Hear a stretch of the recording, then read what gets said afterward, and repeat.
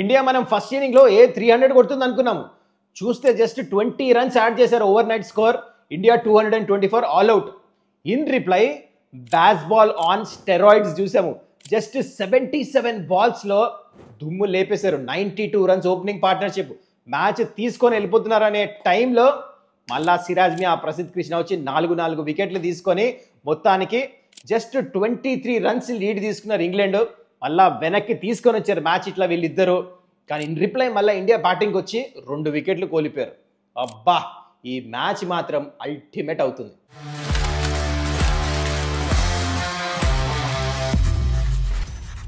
నమస్కారం, welcome to Suman's dugout. Match అయితే next level అవుతుంది. అయితే మీ అందరికీ డౌట్ ఉండొచ్చు, యాక్చువల్లీ ఈ మ్యాచ్ ఎటువైపు వెళ్తుందని చెప్పేసి. టు క్లియర్ ద డౌట్ ఒక చిన్న స్టార్ట్ తీసుకొని వచ్చాం మీ ముందు. స్క్రీన్ మీద చూడండి.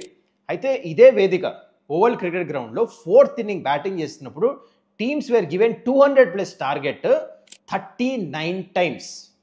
దీంట్లోంచి సక్సెస్ఫుల్ చేజ్ ఎన్నిసార్లు అయింది తెలుసా? కేవలం 6 సార్లే. ఇక్కడ 4th ఇన్నింగ్ ఎవరు బ్యాటింగ్ చేస్తున్నారు? England. So have patience and confidence ఈ ఇండియన్ టీం మీద. జస్ట్ ఒక కాన్ఫిడెన్స్ అంచనా వస్తానికి చూపిస్తున్న ఈ స్టార్ట్. ఇదే అవ్వాలని ఏం లేదు, కానీ ప్రతి గ్రౌండ్కి ఏంటంటే ఒక ప్యాటర్న్ ఉంటుంది. సో ఈ గ్రౌండ్కి ప్యాటర్న్ 4th ఇన్నింగ్ చేజ్ చేస్తాం ఈ గ్రౌండ్లో అంత ఈజీ కాదు. Anyways that's the start. మనం Day 2 ఇన్ డెప్త్ అనాలిసిస్ చేద్దాం. యాక్చువల్లీ టెస్ట్ మ్యాచ్లో ఏం జరిగిందో చాలా ఇంట్రెస్టింగ్ థింగ్స్ జరిగాయి. కానీ బిఫోర్ దట్ ఇలాంటి ఇంట్రెస్టింగ్ వీడియోస్ మీ దాకా ప్రతిరోజు ఏ టైం కల్లా చేరాలంటే ఆ సబ్స్క్రైబ్ బటన్ నొక్కేసేయాలి కదా. చలో, కైండ్లీ డూ దట్. మనం ఇప్పుడు will jump into the Day 2 analysis. Come on, let's get into it.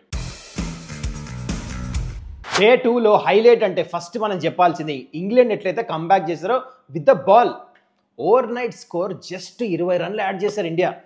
And super bowling వేసాడు ఎట్కిన్సన్ 5 వికెట్లు. అండ్ జాష్ టంగ్ కూడా చాలా మంచిగా వేసాడు. బాల్ ఇంపార్టెంట్ వికెట్ కరుణార్ అవుట్ అయిపోయాడు రాగానే. లెంత్ బాల్ స్ట్రెచ్ చేయలే, హాఫ్ కాక్ ఆడాడు, ఇట్లా LBW అయిపోయాడు. I think he could have manage that ball. అదే మరీ అంత మంచి బాల్ కాదు, కొంచెం బాల్ దగ్గరికి వెళ్ళి ఆడాల్సింది. లేజీ ఆడాడు, LBW అయిపోయాడు. దాని తర్వాత మరొకసారి బౌన్సర్కి అవుట్ అయ్యాడు వాషింగ్టన్ సుందర్. షార్ట్ బాల్ అయ్యగానే పుల్ కొట్టాడు, చేతిలో వెళ్ళిపోయింది, గాన్.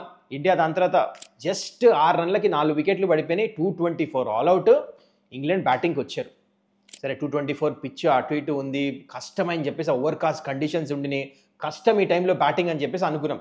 బహుశా చాలామంది ఇదే అనుకొని ఉంటారు. ఎలా స్టార్ట్ చేశారంటే బాల్ ఆన్ స్టెరాయిడ్స్. నిజంగానే బ్యాస్ బాల్ లాగా ఆడారు. First 77 బాల్స్లో 92 runs opening partnership. అయితే చాలామంది అనొచ్చు ఇక్కడ ఇండియా సరిగా బౌలింగ్ వేయలేదు, క్యాప్టెన్సీ సరిగా చేయలేదు. I don't believe in that. నిజంగానే ఒక్కోసారి ఏం చేయాలంటే అపోనెంట్కి క్రెడిట్ ఇచ్చేయాలి.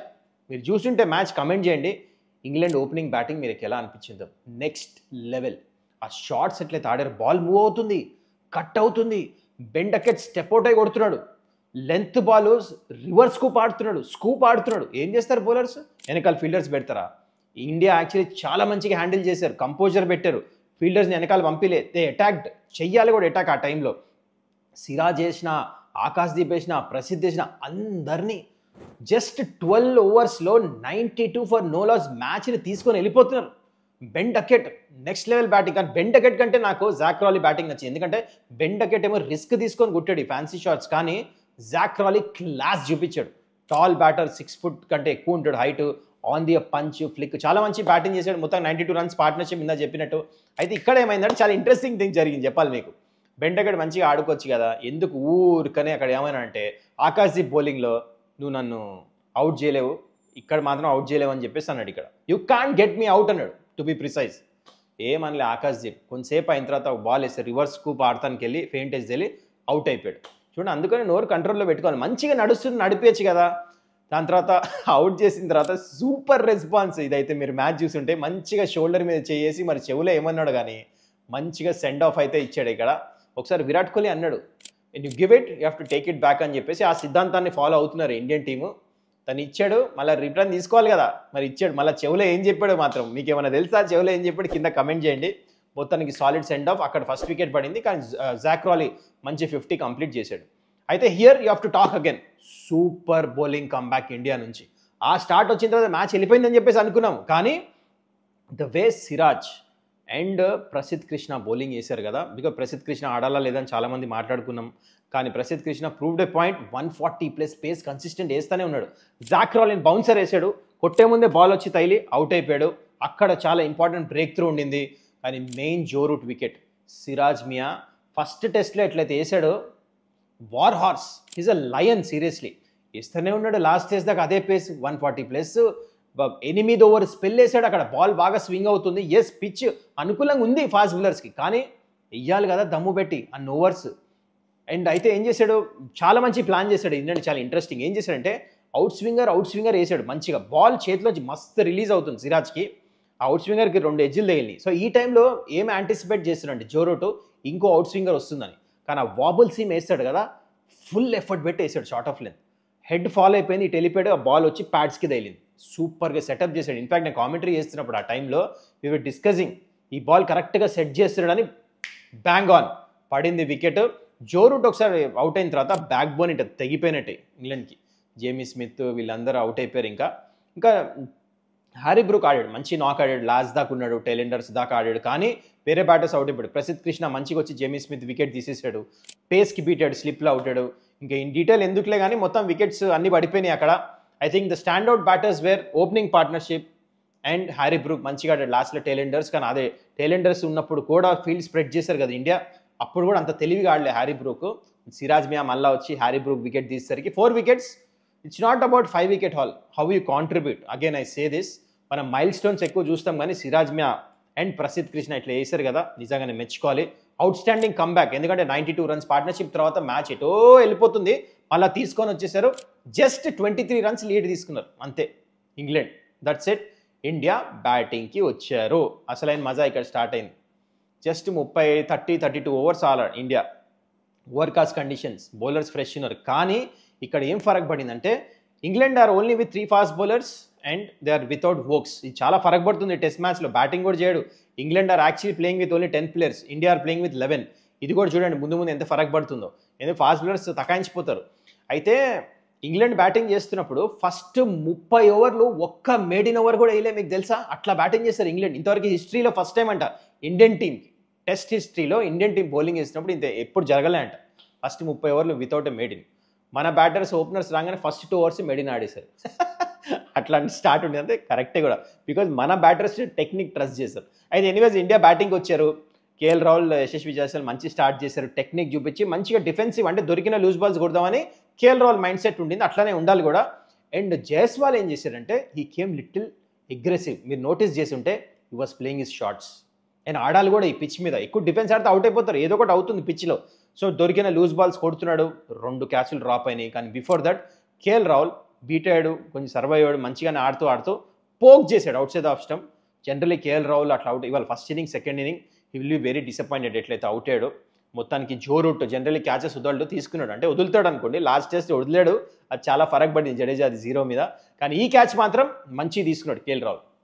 దాని తర్వాత మళ్ళా సాయి సుదర్శన్ వచ్చాడు. మంచిగా పార్ట్నర్షిప్, వీళ్ళిద్దరు మంచిగా డీసెంట్గా ఆడుతున్న టైంలో 2 క్యాచ్లు వదిలేరు. ఫస్ట్ జైస్వాల్ స్లిప్లో ఒకటి, హ్యారీ బ్రూక్. అండ్ దాంట్లో పుల్ కొడితే అక్కడ లియామ్ డాల్సన్ బాల్ కనపడలే అని చెప్పేసి ఫైన్ రేట్లో వదిలేసాడు క్యాచ్, అది ఫరక్ పడింది. అండ్ సాయి సుదర్శన్ క్యాచ్ కూడా డ్రాప్ అయింది ఒకటి. కానీ దాని తర్వాత సాయి సుదర్శన్ అవుట్ అయిపోయాడు. ఎల్బిడబ్ల్యూ బాల్ కాస్త లో అయింది, స్కిడ్ కూడా అయింది. And 2 down. India 52. Night watchman వచ్చాడు once again, Akash Deep. He has done his job. And అంటే వచ్చి నాట్అవుట్ ఉన్నాడు, which is the main purpose. తను వచ్చింది గిల్ రాకుండా, అది సాల్వ్ చేశాడు. మొత్తానికి ఇండియా 52 రన్స్ అహెడ్ ఈ టెస్ట్ మ్యాచ్లో. ఇప్పుడు 8 వికెట్లు చేతిలో ఉన్నాయి. మరి రేపు ఏం అవ్వబోతుంది? నేను ఒక విషయం మాత్రం చెప్తాను మీకు. ఈ టెస్ట్ మ్యాచ్ కంటే ముందు కూడా చెప్పాను ప్రివ్యూలో, యశస్వి జైస్వాల్ నాకు ఎందుకో రన్స్ కొడతాడు అనిపిస్తుంది. ఫస్ట్ ఇన్నింగ్ కొట్టలేదు, సెకండ్ ఇన్నింగ్ మంచి బ్యాటింగ్ చేస్తున్నాడు. ఈ పిచ్ మీద he is the man for India. నేను ఎందుకో చెప్తా. యశస్వి జైస్వాల్ ఉంటే రన్స్ ఫాస్ట్ వస్తాయి. ఈ పిచ్ మీద match winners are players who play fast. Indian team batting లైనప్లో పంత్ ఈజ్ మిస్సింగ్. సో ఉన్నాడు జడేజా, వాషింగ్టన్ సుందర్, గిల్, వీళ్ళందరూ ఉన్నారు. వీళ్ళంటే మెరిట్ ఆఫ్ ద బాల్ ఆడతారు ఈ ఫార్మాట్లో. కానీ యశస్వి జైస్వాల్ అంటే ఈ can get you at a very good strike rate. చూడండి ఇప్పుడు కూడా ఎట్లా మంచి ఓవర్ నైట్ ఎంత మంచి బ్యాటింగ్ చేస్తున్నాడు. ఇదే కంటిన్యూ చేస్తే India should look to get around ఆ 250 మార్క్ టార్గెట్ అంటే 275 కొట్టాలి. 23 రన్స్ ఉన్నాయి కదా, అది డెఫిసిట్. అది తీసేస్తే టార్గెట్ షుడ్ బి 250. అంటే మోర్ దాన్ దట్ వస్తే ఇంకా చాలా మంచిది. 4th ఇన్నింగ్ బ్యాటింగ్ అంత ఈజీ ఉండదు. 300 వస్తే ఇంకా మంచిది. మరి మీరేమంటే టార్గెట్ కింద కమెంట్ చేయండి. అది రావాలంటే చాలా మంచి బ్యాటింగ్ చేయాలి. చూడండి క్యాచ్లు డ్రాప్ అయినాయి, ఇట్లా కుదరదు. I think they will come really hard day 3లో England. So my target is 250. Yashasvi Jaiswal main batter. Yes, Gill ఉన్నాడు, జైస్వాల్, వాషింగ్టన్ సుందర్, కరుణర్ అందరు ఉన్నారు బ్యాటర్స్. కానీ my go to man is Yashasvi Jaiswal. Let's put a finger crossed. ఆ 250 మార్క్ చేరితే మాత్రం India are having good chances to win. ఇందాక మీకు స్టార్ట్ చేసే కదా స్టార్ట్ ఆఫ్ ద వీడియో, ఇంతవరకు 39 మ్యాచెస్ 200+ రన్స్ చేజ్ చేస్తూ ఓవర్లో ఓన్లీ 6 టైమ్సే మ్యాచ్ గెలిచారు. So looking at all that, 4th inning కూడా పిచ్ కొంచెం ఖరాబ్ అవుతుంది, మొత్తం డెన్స్ వచ్చేసింది పిచ్లో. సో అది సంగతి. That's it guys, I hope you enjoyed the video. మరి మీరు చెప్పండి మీకు ఏం నచ్చిందో ఈ డే 2లో. What really interest you, opening partnership లేకపోతే సిరాజ్ మియా, ప్రసిద్ధ్ కృష్ణ ఎట్లయితే కంబ్యాక్ చేశారో. మొత్తానికి టెస్ట్ మ్యాచ్ మాత్రము ఈ 4 టెస్ట్ మ్యాచ్లే నెక్స్ట్ లెవెల్ అయిందంటే ఈ 5th టెస్ట్ మ్యాచ్ మాత్రం ఇంకో వేరే లెవెల్లో అవుతుంది. చాలా మజా వస్తుంది. మరి చూద్దాం లాస్ట్లో ఎవరు గెలుస్తారో. మరి డే 3 మ్యాచ్ అయిపోతుందా, డే 4 దాకా వెళ్తుందా చూద్దాము. చాలా ఇంట్రెస్టింగ్ అయితే జరుగుతుంది. మళ్ళీ మనం నెక్స్ట్ వీడియోలో కలుద్దాం. కానీ దానికంటే ముందు మీరు ఏం చేయాలి, మళ్ళీ గుర్తు చేయాలా, సబ్స్క్రైబ్ బటన్. చలో ఓకే, చలో చలో.